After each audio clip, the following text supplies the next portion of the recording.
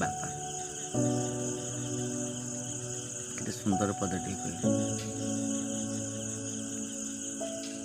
ଦୁଃଖ ସୁଖର ସାଥୀ, ପିଲାଙ୍କର ଭଲ ମନ୍ଦ ବୁଝୁଥିବା ମଣିଷ,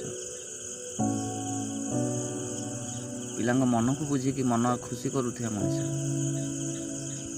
ଦୁଃଖ ବେଳେ ପାହାଡ଼ ପରି ଠିଆ ହେଉଥିବା ମଣିଷ ବାପା। ସତ କହିଲେ,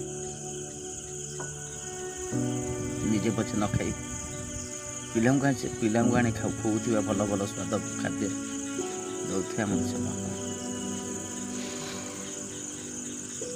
ବାପା। ଦୁନିଆରେ ଏମିତି କେଉଁ ଜିନିଷ ନାହିଁ କି ବାପା କରିପାରିବ। ବାପା ପାହାଡ଼ ପରେ ଠିଆ ହେଉଥିବା ମଣିଷଟି ବାପା।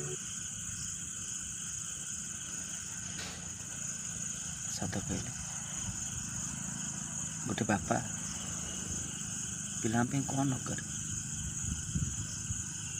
ନିଜେ ପଛେ ଛିଣ୍ଡା ପିନ୍ଧି ପିଲାଙ୍କୁ ଆଜ୍ଞା ଦାମୀ ଜିନିଷ ଦେଉଥିବା ମଣିଷ ବାପା। ସତରେ ବାପାର ଜାଗା କେହି ନେଇପାରିବେ। ଯଦି ଗୋଟେ ବାପା ଥିବ, ପୁଅ ସଭାରେ ହାରେନି।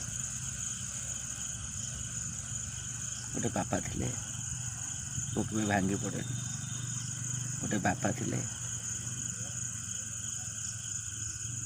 ପାହାଡ଼ ପରି ଦୁଃଖ ଆସିଲେ ବି ଆଗରେ ଠିଆ ହେଇକି ସହିକିନି ପିଲାଙ୍କୁ ମଣିଷ କରୁଥିବା ମଣିଷ ବାପା। ସତରେ